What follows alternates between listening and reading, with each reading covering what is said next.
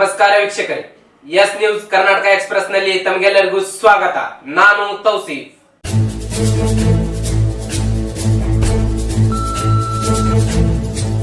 BJP government मुर्दाबाद, मुर्दाबाद, मुर्दाबाद,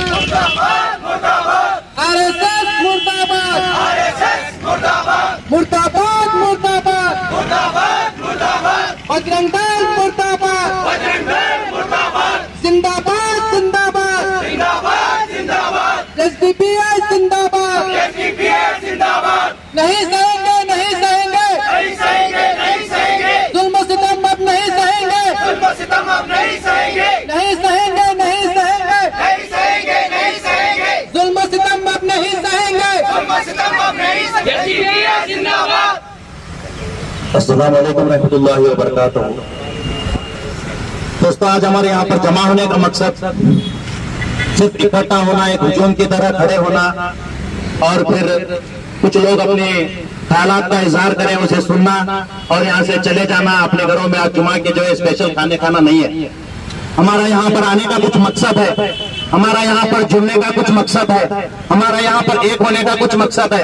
मैं गुजारिश करता हूँ आने वाली बीजापुर की इस अवाम से कि आप हमारे मकसद को समझें, आप एक जहती को समझें, आप कौमी एक जहती को समझें, आप आपसी भाईचारा को समझें। हाल ही में जो देश के अंदर जिस कदर हिंदुस्तान जल रहा है, आप खुली नजरों से देख रहे हैं। खास तौर से कम्युनिटी को टारगेट बनाकर इस देश को जलाया जा रहा है।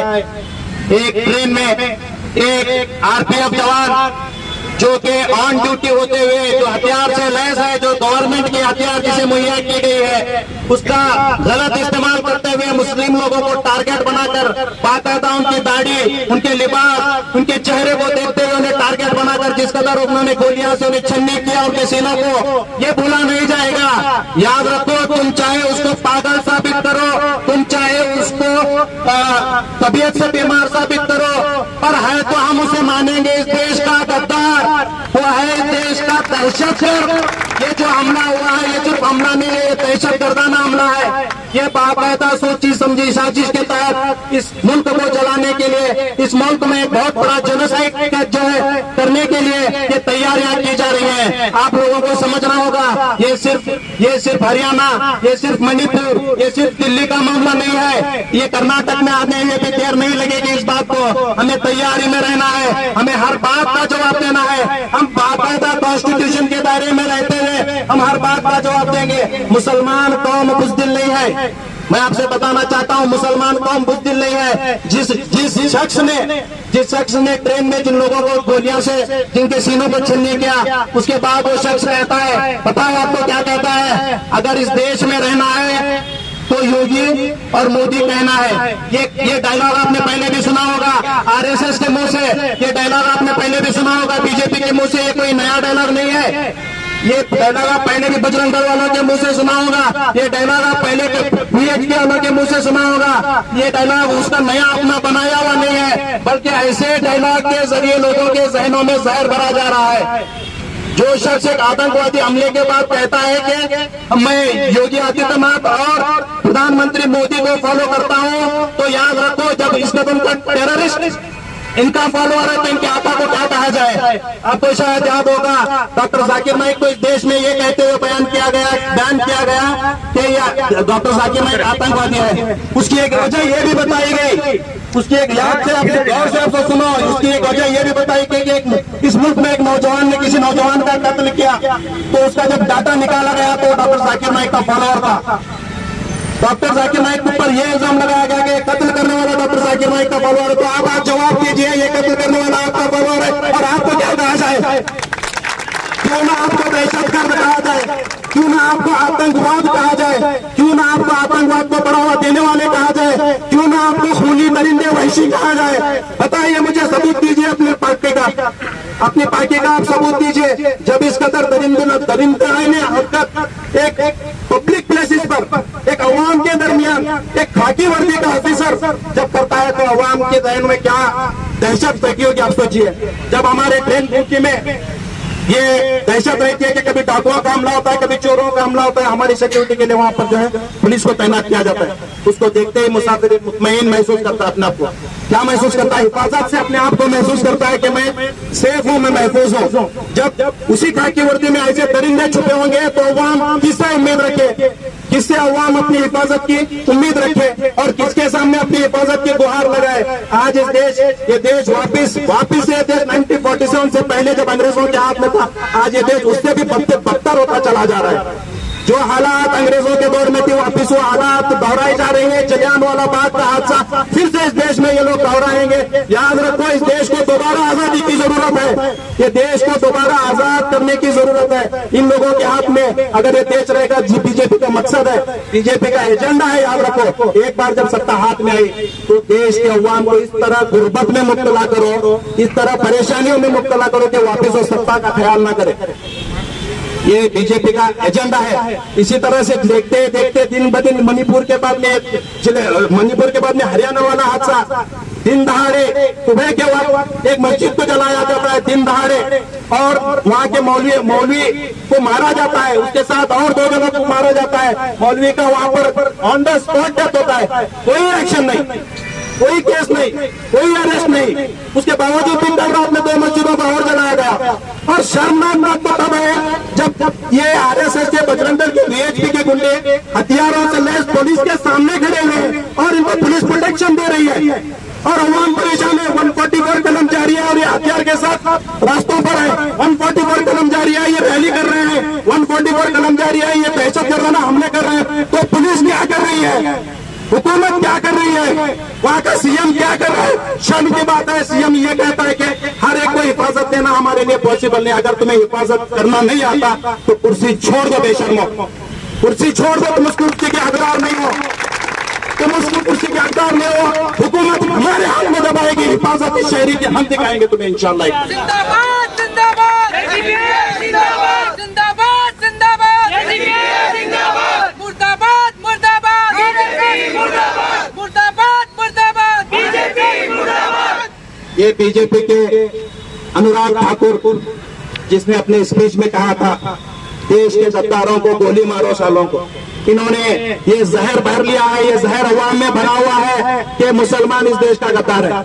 अरे मुसलमान की कुर्बानी पर तो देश आजाद हुआ है। तुम आज जो देश की आजादी की सांस ले रहे हो वो मुसलमान की कुर्बानी है। ये तुम जिस कदर के अपने स्पीच में बोल रहे हो, यही चीज को इम्प्लीमेंट किया है इस जवान ने। वो पागल नहीं है, वो फॉलोवर है अनुराग ठाकुर का, वो फॉलोवर है अनुराग ठाकुर का। इसलिए उसकी बात को उन्होंने उसने स्टेप में इम्प्लीमेंट किया। ये सोची समझी साजिश है और बताया क्या जा रहा है कि वो पागल है। वो पागल था, इसलिए अगर वो पागल था तो उसके हाथ में हथियार देने की जरूरत क्या पड़ी? अगर वो पागल था तो उसे वर्दी देने की जरूरत क्या पड़ी? अगर वो मेंटली अगर डिस्टर्ब था तो उसे छुट्टी पर क्यों नहीं भेजा गया? उसे बाकायदा ड्यूटी पर क्यों भेजा गया? ये कुछ पागल नहीं है, ये सोची समझी साजिश मुसलमानों कहता है जिस देश के अंदर जनोसाइड को चलाने की चल रही है। आप ध्यान में रखें, जिस कदर हरियाणा के अंदर कल और मस्जिदें 2 जलाई गई है, खामोश है हुकूमत। हुकूमत तो खामोश है ही है, अपोजिशन भी खामोश। अपोजिशन का भी कुछ रोल नहीं है, अपोजिशन भी कुछ नहीं बोलता क्योंकि इन्हें पता है अगर हम बोलेंगे तो हमारे हिंदू वोट काटे जाएंगे, हमारे हिंदू वोट बढ़ जाएंगे। Delta learn online spoken English classes लाया है आपके लिए सुनहरा मौका।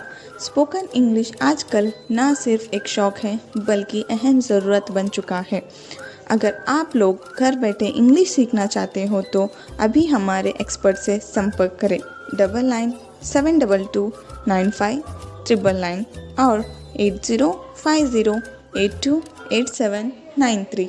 वनुसल्ली अला रसूलिहिल करीम, अम्मा बाद।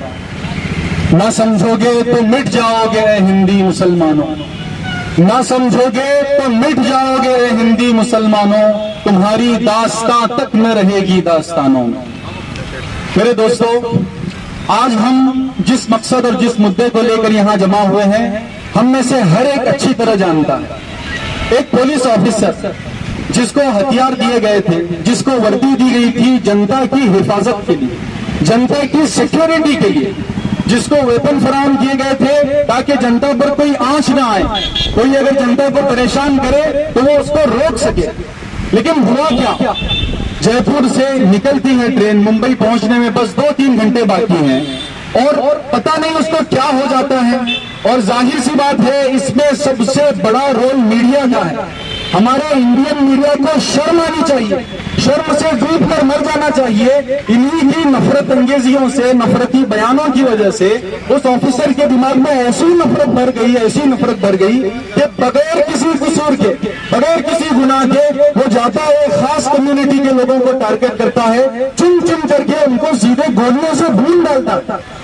और इतना ही नहीं, भूलने के बाद वो नाम किसका ले रहा है? हमारे ऑनरेबल प्राइम मिनिस्टर का नाम लेता है, और इसी तरह हमारे सीएम योगी आदित्यनाथ का नाम लेता है। और इतना सब कुछ होने के बावजूद हम देख रहे हैं कि कितने दिन गुजर गए, कितने घंटे गुजर गए, आज तक कोई स्ट्रांगली कंडेम उनकी तरफ से नहीं आया है। इसका क्या मतलब है? इसका साफ मतलब यह है कि अब अगर हम रास्तों पर नहीं निकल आएंगे, मैं मुसलमानों से साफ तौर पर कहूंगा, और सिर्फ मुसलमानों से नहीं, आदिवासी कबायली पुलिस ऑफिसर को भी उसने गोलियों से भून डाला है। ये सिर्फ मुसलमानों का मसला नहीं है, ये जालिम और मजलूम का मसला है।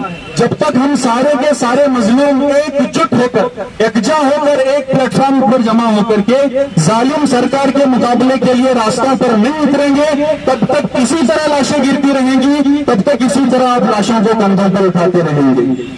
इसीलिए बस सबसे बड़ी बात यह है कि हम एकजुट होकर, यकजा होकर, जितने भी माइनॉरिटीज हैं, सिर्फ मुस्लिम नहीं, SC, schedule caste, schedule tribe और अदर ओबीसी के जितने भी सारे माइनॉरिटीज हैं, उन सबको मिल करके एक प्लेटफॉर्म से आवाज बुलंद करनी चाहिए और रास्तों पर निकला जाना चाहिए। ये कोई मामूली वाकया नहीं है, इसको नॉर्मलाइज करने की कोशिश की जा रही है। आप देखिए, हमारी इंडिया की जो मीडिया है, जो मेन स्ट्रीम मीडिया कहलाती है, उसको इतनी भी शर्म नहीं कि वो शर्म से जो है अपना मुंह छुपा ले, बल्कि वो 2 कदम आगे बढ़ करके उसकी हिमायत कर रही है और ये कह रही है कि वो ज़हनी तौर पर मेंटली जो है थोड़ा सा बीमार था। अगर वो मेंटली इतना बीमार था तो उसने अब तक की सर्विस किस तरह से की है? और अगर वो मेंटली जो है कोई बीमार था, ज़हनी बीमार था, तो उसको वेपन कैसे फराहम किया गया? भाई, अगर वो ज़हनी बीमार है तो किसी को भी गोली मार सकता है, उसको वेपन कैसे दिया गया? और अगर ज़हनी बीमारी इतनी बढ़ चुकी थी तो अपने आप को गोली मार लेता ना, ढूंढ करके कंपार्टमेंट में से खास कम्युनिटी के लोगों को, मुसलमानों को टारगेट करने से ये बात पता चलती है कि मीडिया की बातों से और हमारी जालिम सरकार की बातों से उसके जहन में, उसके दिलो दिमाग में ऐसी नफरत पैदा हो गई थी, ऐसी नफरत पैदा हो गई थी जिसको वो बर्दाश्त नहीं कर सका और उसने ये काम किया है। तो मैं ये कहना चाहूंगा आज इस प्लेटफॉर्म से कि ये जो वाकया हुआ है, इसका जिम्मेदार सिर्फ वही अकेला पुलिस नहीं है, बल्कि इसका सबसे बड़ा जिम्मेदार हमारे मुल्क का मीडिया भी है और हमारी जालिम सरकार भी है। तो एक साफ बात मैं मुसलमानों से ये कहना चाहूंगा कि अगर अब भी, यानी इतना सब कुछ होने के बाद, आज एसडीपीआई की जानिब से हमने एक एहतजाज मुनक्किद किया है। एहतजाज शुरू करने से पहले मैं एक शेर, मुझे अल्लामा इकबाल का एक शेर बहुत याद आ रहा है। कहते हैं वो सारे जहां से अच्छा हिंदुस्तां हमारा, सारे जहां से अच्छा हिंदुस्तां हमारा, हम बुलबुले हैं इसके ये गुलसितां हमारा। ये शेर याद आने के बाद आज मुझे बहुत अफसोस हो रहा है। सारे जहां से अच्छा हिंदुस्तान नहीं रहा, क्योंकि इस हिंदुस्तान में मुसलमानों को एक पर्टिकुलर टारगेट करके उनकी मॉब लिंचिंग की जा रही है, उनकी कत्ल किए जा रहे हैं। फिर भी यहाँ के हुक्मरान, यहाँ की गवर्नमेंट, यहाँ के सब लोग खामोश हैं, सब लोग तमाशा देख रहे हैं। एक हाल ही में एक ट्रेन में एक आरपीएफ पुलिस ऑफिसर, चेतन नाम एक आरपीएफ पुलिस ऑफिसर, जो मीडिया कह रही है कि वो 12 साल से एक एबनॉर्मल कंडीशन में था, एक एबनॉर्मल कंडीशन के एक ऑफिसर को, ये गवर्नमेंट को क्या हक था कि उसे एक ऑफिसर का रुतबा दिया जाए? एक ऑफिसर को 12 साल से तुम एक ड्यूटी पर रखते हो और फिर जब एक मुसलमान का कत्ल होता है तो उसे एक एबनॉर्मल करार देते हो। क्या एक मुसलमान की कोई जान की कीमत नहीं है? जब चाहे कोई अपने मन मर्जी से कुछ भी बना रहे हो। एक गोदी मीडिया, एक आज देश में जो इतना नफरत का माहौल पैदा करने वाली, इसके पीछे सबसे बड़ा हाथ ये गोदी मीडिया का है। और इसके बाद सेकेंडरी सबसे बड़ा हाथ ये बीजेपी के बड़े बड़े लीडर, यकनाथ जैसे बड़े बड़े लीडर जो भड़काऊ स्पीच करते हैं, और बहुत सारे आरएसएस के लीडर्स जो भड़काऊ भाषण करते हैं और यंग जनरेशन का माइंड डाइवर्ट कर रहे हैं। और यंग जनरेशन में जो आपस में जो राम और अब्दुल्ला नामी जो दो लोग दोस्त हुआ करते हैं, उन दोनों के बीच नफरत का माहौल पैदा करने के पीछे ये बीजेपी के बड़े बड़े लीडर और ये गोदी मीडिया का सबसे बड़ा हाथ है। हम चाहते हैं ऐसे मीडिया को बाइकआउट किया जाए। हम चाहते हैं कि ऐसे ऑफिसर्स को कभी ड्यूटी पर ना लिया जाए, जो खाकी वर्दी में होने पर भी खाकी चड्डी पहनते हैं, ऐसे ऑफिसर को कभी ड्यूटी पर ना रखा जाए। हम देख रहे हैं कि खाकी वर्दी पहनते पर भी एक खाकी चड्डी के परेड में वो हमें नजर आते हैं, तो ऐसे ऑफिसर को हम रख के क्या करें? एक डेमोक्रेटिक मुल्क है जिसे बाबा साहेब अम्बेडकर ने इतने प्यार से सजाया है, जो 211 लोगों की कमेटी ने, जो बाबा साहेब अम्बेडकर जी के साथ जो 211 लोग कमेटी के मेंबर थे, उन्होंने इतने अच्छा संविधान बनाने के बाद आज इस संविधान को लूटा जा रहा है, इस संविधान को मजाक बनाया जा रहा है। जो संविधान को इतना अच्छा लीड करना था, आज उस संविधान का मजाक बनाकर खुद अपने रूल्स बनाए जा रहे हैं। एक गुंडागर्दी चलाई जा रही है। कभी तबरेज अंसारी को मारा जाता है, बीच चौराहे पर रखकर, बीच चौराहे पर बांधकर, एक चोर है बोलकर उसको तबरेज अंसारी को मारा जाता है। अगर एक कुत्ते को भी मारा जाता है रोड पर, तो लोग पूछते हैं कि क्यों मार रहा, छोड़ उसे कहीं को मार रहा। मगर जब तबरेज अंसारी को मारा गया, कोई पूछने वाला नहीं था।